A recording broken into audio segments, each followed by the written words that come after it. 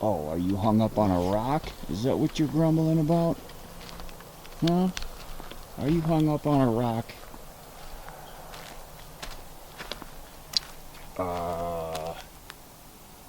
Yep. There we go. I'll have to move them.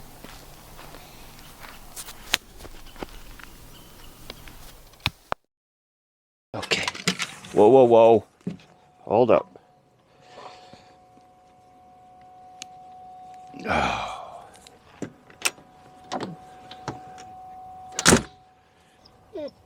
Okay. Let's go. Okay. Hi, everyone. Good morning. Yeah, so it got down, you saw the frost on the motorcycle this morning. So it got chilly, but projected high of like 69 today and sunny. And yeah, that's a clear blue sky. I don't see any clouds at all. I'm pretty sure that Lefty remembers being here before. We've been here. We've been to Leadville twice. And, whoops, sorry, buddy. And we actually camped in this exact same area. So I've got to think, you know, he's got good memory. He knows where we are. Let's go this way. Come on, this way. Whoa, whoa, whoa.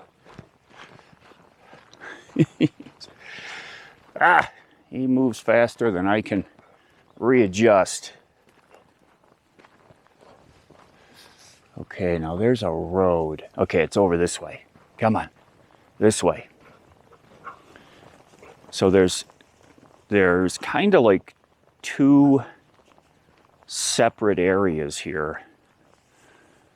I mean, not really separate, but the area that we're in is the first area that you come to. And if you keep driving on down the road, the main road, and you take it to its end, it goes down and right along the creek that comes out of Turquoise Lake. Uh-oh. This way. I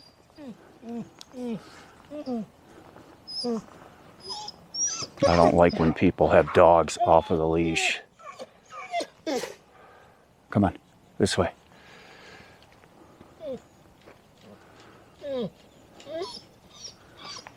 Come on. Hold on. Man, I don't like, you know, unless it's like a really, really old dog that's not going to do anything, because you never know what a dog is going to do. And I've had many, many instances where we come up to people and they have their dog not on a leash, and it ends up getting in like a little scrap with Lefty. Usually small dogs.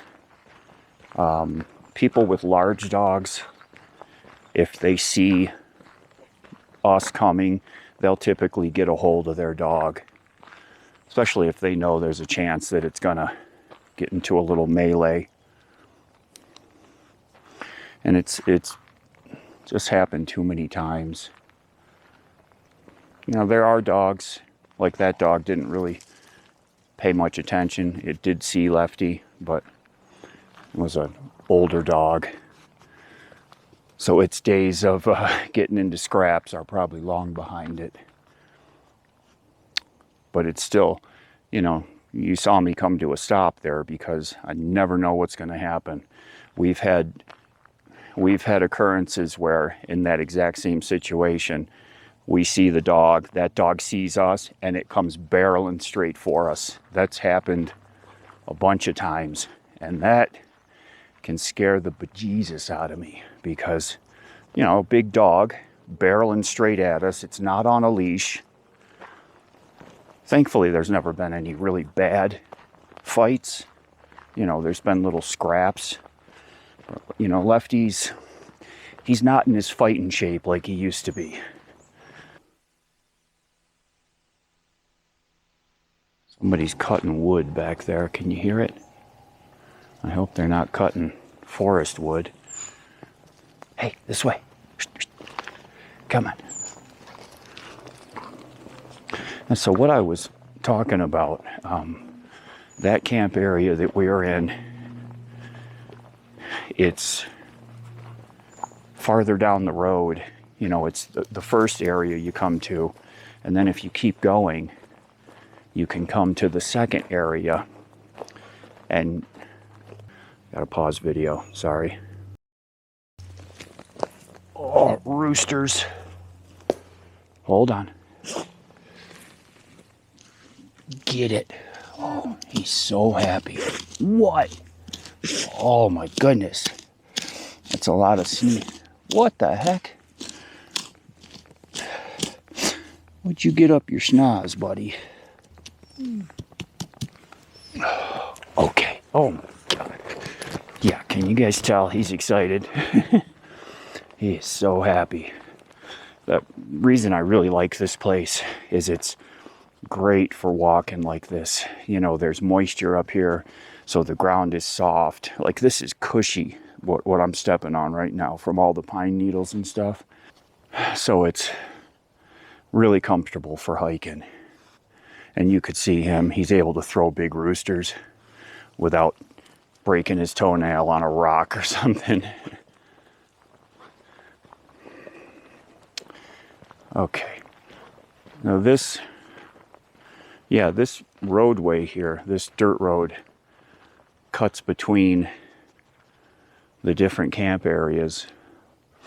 And years ago, I remember we had already camped at the far location down by the lake. And then this time we were like parked up where we are now. And we were out hiking and came down this dirt road and kept walking and walking and walking and walking and walking and came out at the other camp area. I was like, oh my gosh, I know where we are. So you can get from one to the other, either on the main road or through these back roads here. And you can see this is, I mean, it's not terrible, but not everybody would gonna want to drive through here. And there was actually that one big puddle when we were pulling in yesterday, but the road had been, there was a shortcut going past it that we took. Yeah, this feels great for walking. Look at the pep in his step. So happy. So I started giving Lefty some glucosamine supplements. I picked them up when we were in Salida.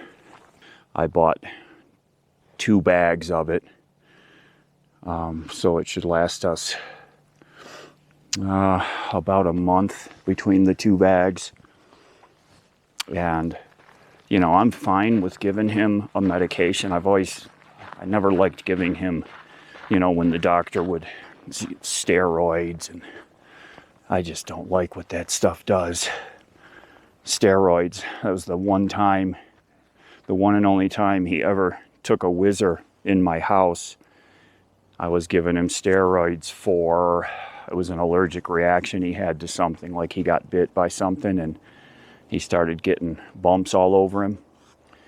I mean, the steroid fixed it, but man, he was drinking and whizzing so much taking that steroid stuff. And he needed to go out once, and he was at the back door, the sliding door, grumbling at me, and I jumped up to go over there, and just before I reached over and slid the door open, his bladder, he busted loose on the kitchen floor by the back door. I felt really bad for him because that's not his thing, you know, and he was trying to get out. But if supplements, that kind of stuff, you never know, which are the right ones. But from everything I read, and a lot of you had comments about the glucosamine and that being a good thing for hip and joints, you know, just from old age. So I went ahead and got that. Oh, that reminds me. You see the marks up there on the hillside? There's like a cleared area that looks kind of white, and then another one. So I always used those marks as like a landmark when we were out walking, because you could always look up and see them and know where you are. There's some snow up there on that peak. You remember the map we saw at the Salida Welcome Center there that showed the different elevations, and 14,300 I think was the highest one. But I don't know that that map covered up here to Leadville. And I know that Leadville, I don't know if it's a city or a town, is the highest elevation city/town in the US from what I read. Now where we are right here, this is 9,500 feet. Where we just came from in Buena Vista at Turtle Rock was 8,500 feet. So we're up another 1,000 feet. So not really noticing much of a difference. The old 7.3, you know, I always make the jokes that it's the greatest engine ever produced, and it is a great engine. But there is an issue with, oh, this is a dead end, buddy. Let's go back this way. There's an issue with power loss at high elevation. You know, the air is thin, and as I was reading on the forum, one of the truck forums I visit, and one guy put it really good. He said there's no way to cram enough air into that motor at those elevations, so it defuels and you don't get the power. So what I notice is, I mean, you can definitely feel it. You know, it's very sluggish. You should see the tailpipe very black and sooty, as normally it's minimally black and sooty, and now it's very black. Hey, we're gonna turn around. Come on. I don't want to go this way. Come on, let's turn around. Come on. I'm sorry, buddy. Trying to remember how to get from where we are over to the other section. Oh man, it's beautiful here. Oh my gosh. Whew. Hold on. I love looking up and just seeing the hillsides covered with pine trees. And, you know, when I look off at that mountain across from us there, it's all covered in trees. And you figure the size of the pine tree is probably similar to what we're standing next to right here, right? Those are 40-foot trees, 35-foot trees. And you see how small they look up there because it's off in the distance. And it's just, this place is just so huge. And I remember standing, I think it was in this same field, and having a moment, this is years ago, and standing here and thinking just how massive the country is and what small parts we are in it. You know, especially coming from back east, you have your little 3-state area like Pennsylvania, New York, Ohio. You know, I'm very familiar with that area there. And it's such a small part of the country.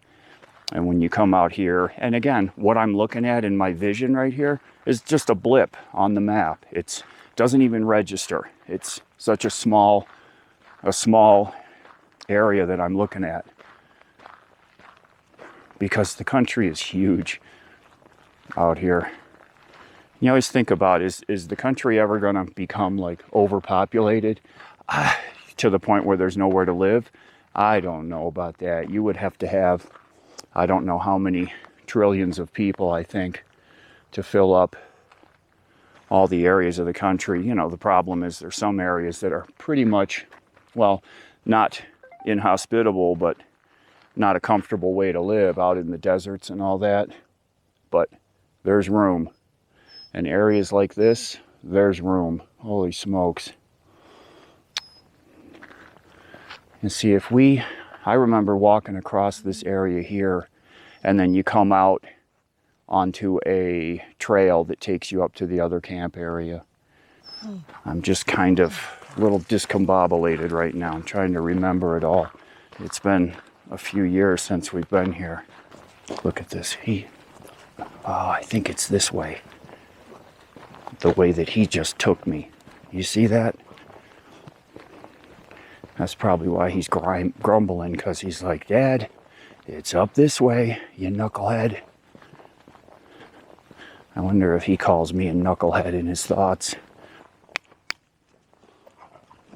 Easy there, buddy. Whoa. Yep. Now I remember. I just sent a message to my friend Jeff that I'm meeting here. Not the Jeff with the big bear dog. Not him. This is a different Jeff. Geoff. So I'll call him G Jeff. And the other Jeff was J Jeff. So G Jeff and I were planning to meet out here. Really nice guy. Actually, he was in a couple videos some years ago. And his dog Shelby, that Lefty and her were such good buddies. But Shelby isn't with us any longer. And that was sad to hear.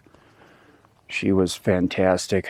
Yeah, you remember the video where she got a fly, was it a bot fly larvae, like on her stomach? She had been bit, and Jeff noticed a bump, and he kept cleaning it, and it didn't seem to go away. And then he was cleaning it one morning, and something moved, and he came over early. He's like, Dave, I don't know what the heck this is. So he was able to find the vet and run her into town, and the vet reached in and pulled the thing out, and it was like looked like a giant maggot, you know. Yeah, that was Shelby dog. She was great.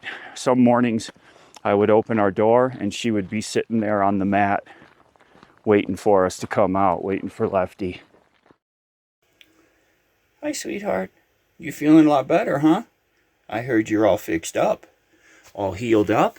That's a big girl. That's a good girl. Yeah, I know. I'm talking to her. What, she your new girlfriend? She comes over here and hangs out all the time. I know. Okay. Oh, Shelby, that's a good girl. Okay. She was a great dog. He does have a new dog, so we haven't met this one. But Shelby is going to be missed. She really was a sweetheart. I got to get on the bike today and ride into town. I've got a couple of mail pieces I've got to pick up, packages. And one of the things, yeah, I started talking earlier about the truck and the lack of power.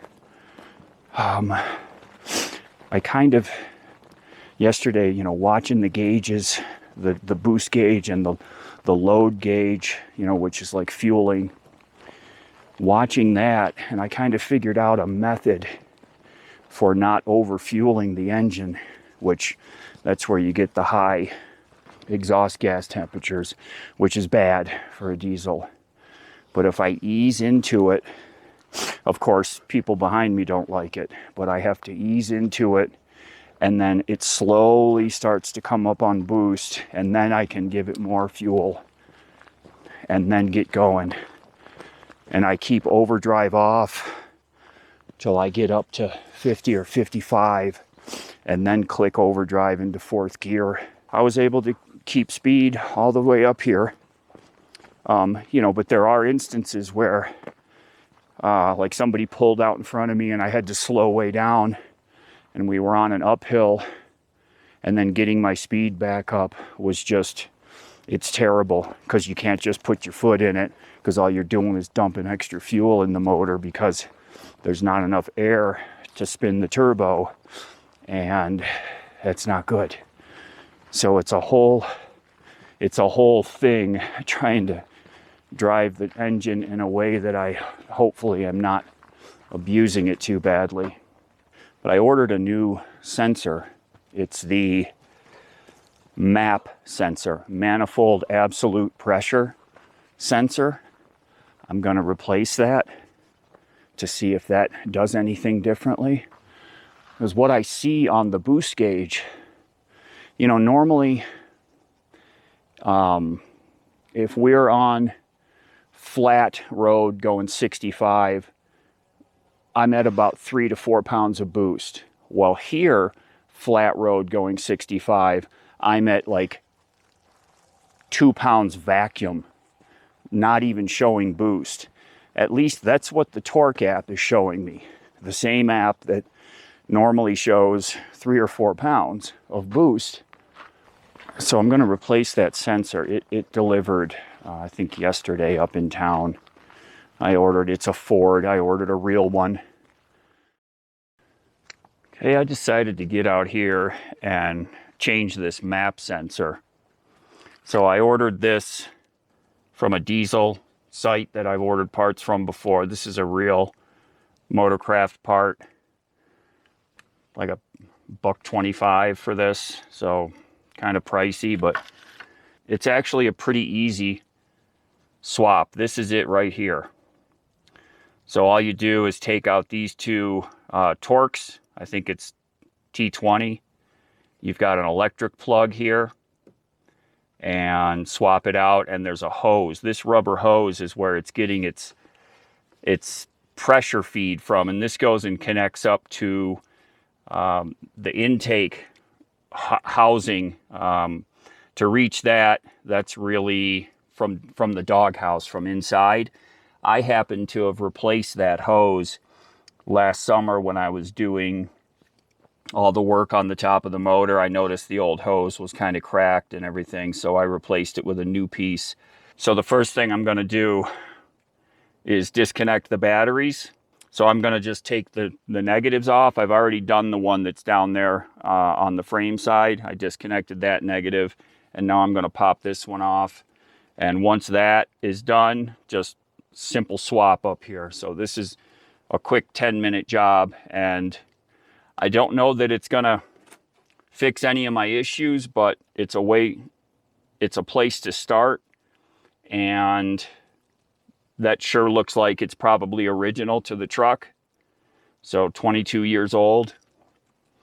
So let's get this new one on here, get this done.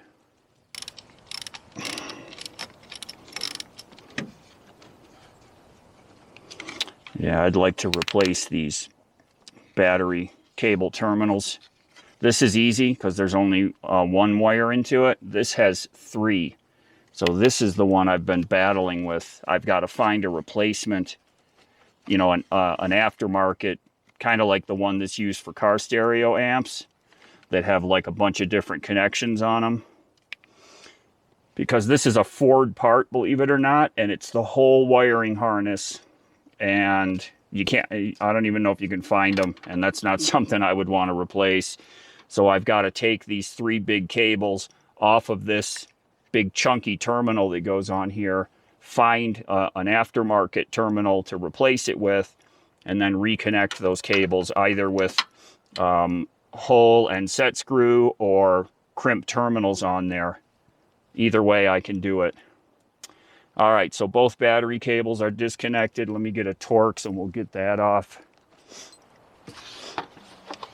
Again, I think it was T20. Yep.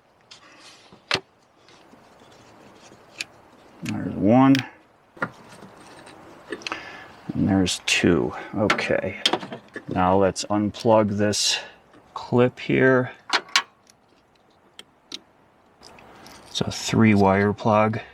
Let's get that hose off first.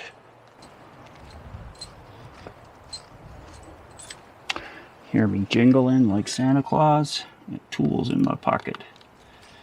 So a little squeeze hose clamp there.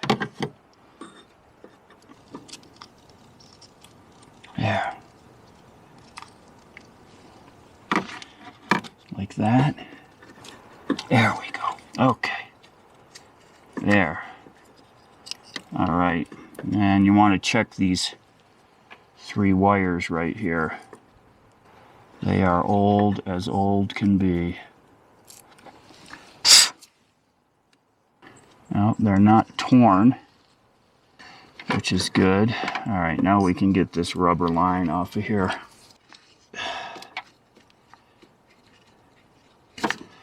Okay. All right. So that's all it is. It has a reference air line there and then that electrical connection. Let's get our new one out. The part numbers do match. 98AB-9F479-BA. And it sure looks identical. Okay, so let's start with the rubber line.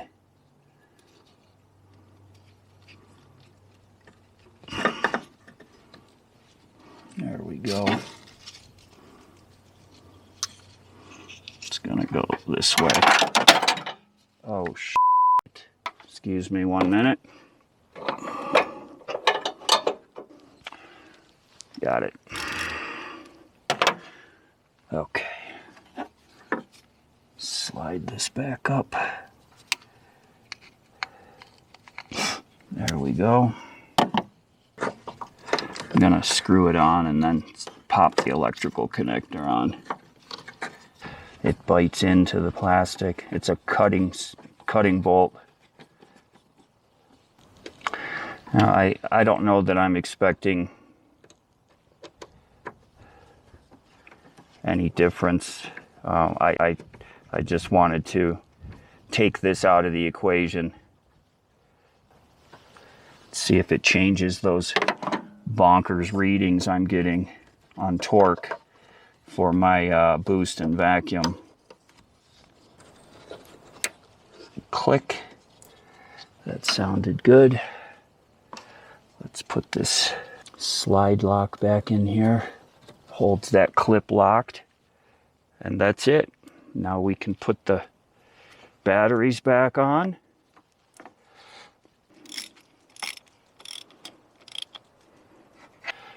That's on there. Now let me go do the one on the frame.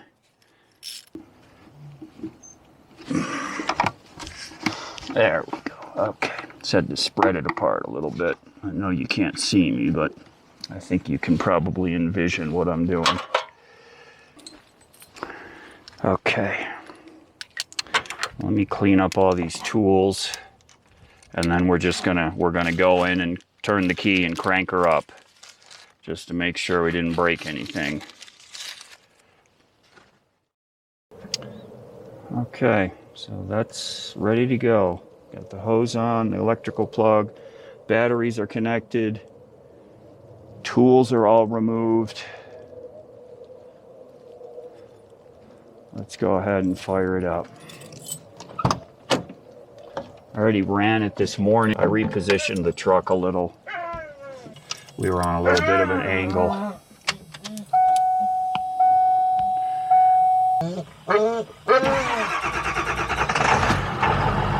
There we go.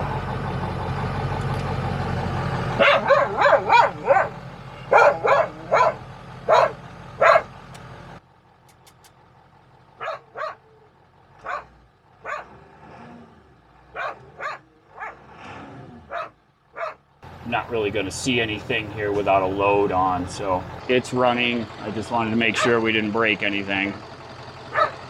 Not getting any engine light or anything, so wiring's all good. Just going to go ahead and shut it back off.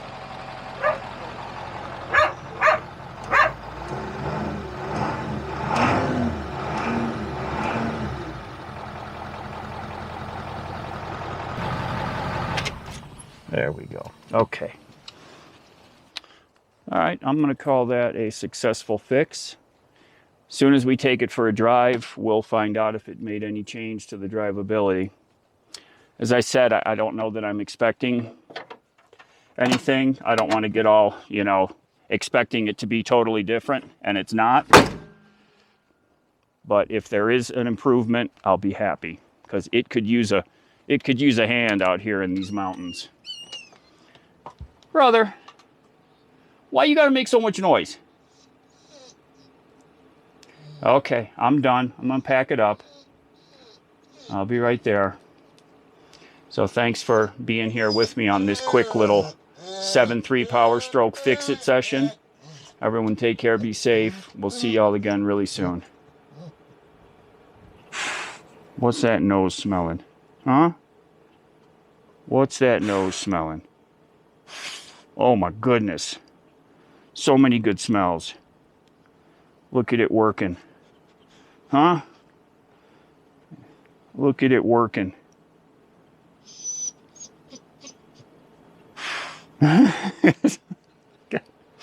Like a cow. You ever see a cow? This dog, oh my God.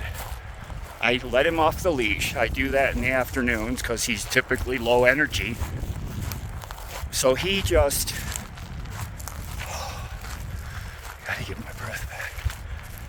He bailed on me. You see where we are? This is the Mountain Academy. This is private property.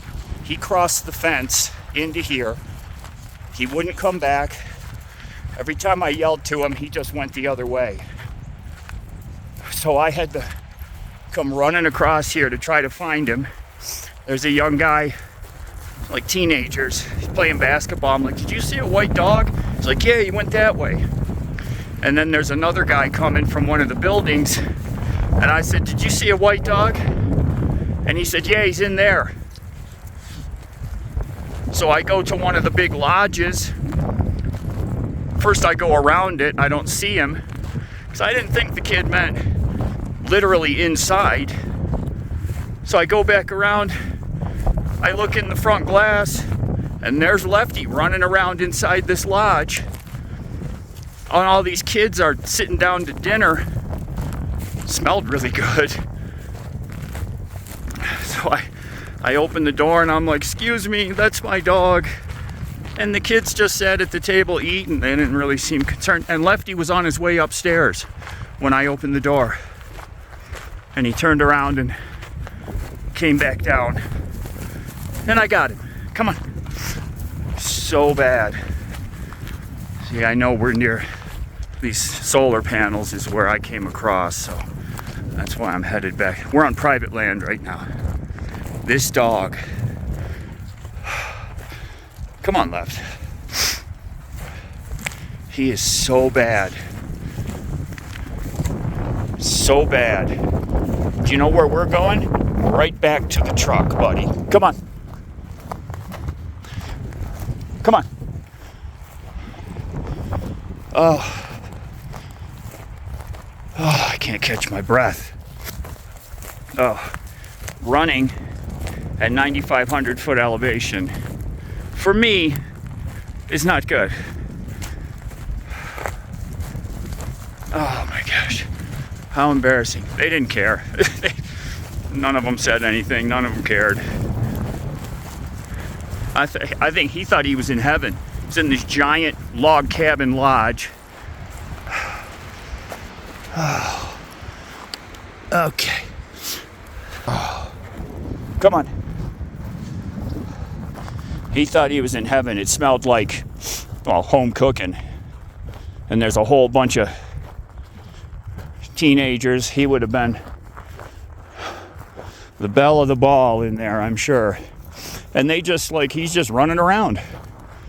They didn't really seem to, I don't know how. I think that when the one young guy came out the door, the lodge, Lefty went in. Because then he's like, oh, was that your dog? I'm like, yeah. Oh my gosh. Yeah, today is over, buddy. Come on. What's the matter? Your feet hurting now? All that cross-country running? Yeah. That's what you get, knucklehead.